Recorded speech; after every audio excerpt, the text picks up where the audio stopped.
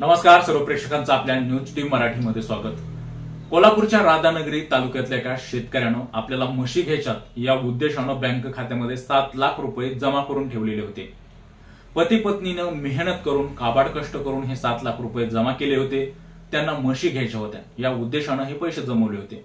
मात्र त्यांच्या बँक खात्यामधून अचानकच 5 लाख रुपये चोरीला गेल्याची धक्कादायक घटना उघडकीस आली। आता ही धक्कादायक घटना उघडकीस आल्यानंतर त्यांनी सायबर पोलीस ठाण्यामध्ये गुन्हा दाखल केला। गुन्हा दाखल केल्यानंतर हा सगळा प्रकार कशामुळे घडला ते उघडकीस आलेला आहे। त्यांच्या 7वीत शिकणाऱ्या एका मुलानं मोबाईलमध्ये फ्री फायर नावाचा गेम ऍप डाउनलोड केलेलं होतं। त्याच वेळी त्याच्या मोबाईलमध्ये अन्य काही ऍप ऑटोमॅटिकली डाउनलोड झालेले होते आणि एक दिवशी हे फ्री फायर गेम खेळत असताना त्यांच्या मुलानं फोन पेचा वापर केला। त्याला आभासी शस्त्र खरेदी करायचे होते म्हणून त्यांनी त्या मोबाईलमध्ये असलेल्या फोन पेचा वापर केला आणि याच वेळी जे सायबर चोर आहेत त्यांनी मोबाईलवरती पूर्णपणे ताबा मिळवला आणि त्यांच्या बँक खात्यामधले 5 लाख रुपये काढून घेतले, चोरीला गेले।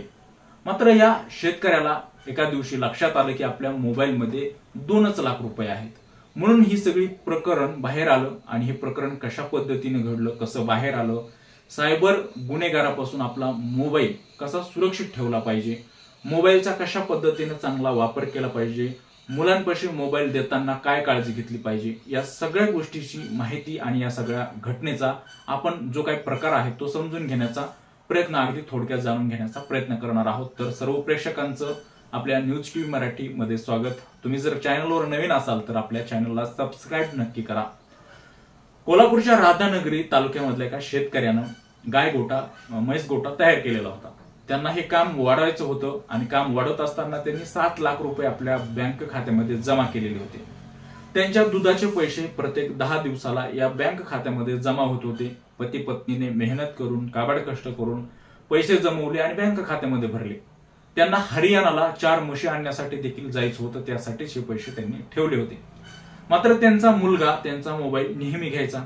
नेहमी घेतल्यानंतर त्यांनी फ्री फायर नावाचं गेम डाउनलोड केलं, ऍप डाउनलोड केलं। हे ऍप डाउनलोड करत असताना त्याच्यामध्ये अन्य काही ऍप ऑटोमॅटिकली डाउनलोड झालेले होते। हे ऍप डाउनलोड झाल्यानंतर त्याने एक दिवशी फ्री फायर गेम खेळत असताना आभासी शस्त्र खरेदी करण्यासाठी त्या मोबाईलमध्ये फोन पेचा वापर केला। आता या शेतकऱ्यानं फोन पेचा वापर करत नसताना सुद्धा फक्त कधीतरी अडचणीच्या वेळी आपल्याला फोन पे कामाला येईल या उद्देशाने फोन पे डाउनलोड केलेलं होतं आणि आपल्या मोबाईलमध्ये सुरू करून घेतलेलं होतं। मात्र याच गोष्टीचा फायदा आता सायबर गुन्हेगारांनी घेतलेला आहे, चोरांनी घेतलेला आहे। हे ऍप डाउनलोड केलं आणि तो आभासी शस्त्र खरेदी करत होता, त्याच वेळेस या मोबाईलचा सगळा ताबा त्या सायबर चोरांनी त्यांच्याकडे घेतला आणि 5 लाख रुपये त्या मोबाईलमधून काढून घेतले।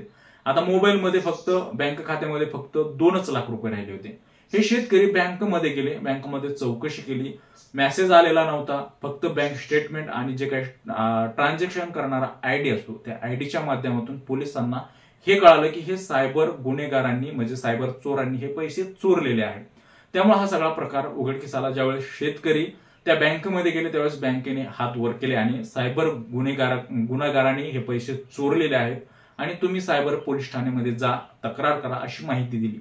हे प्रकरण अशा पद्धतीने उघडकीस आलं आणि पोलिसांनी या मुलाची चौकशी सुरू केली।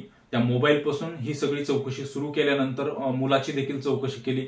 मुलानं सांगितलं की मी फ्री फायर गेम डाउनलोड केला होता, त्याच्यामध्ये ऍप डाउनलोड केले होते, अन्य काही ऍप देखील डाउनलोड झालेले होते आणि ते ऍप डाउनलोड झाल्यानंतर अन्य काही मेसेज होते ते मी त्याला ऍक्सेप्ट केलं आणि त्याच्या माध्यमातून मी फोन पे करून जे आभासी शस्त्र आहे ते खरेदी केले होते आणि त्याच वेळेस पैसे गेले असावेत असा पोलिसाचा असा अंदाज आहे।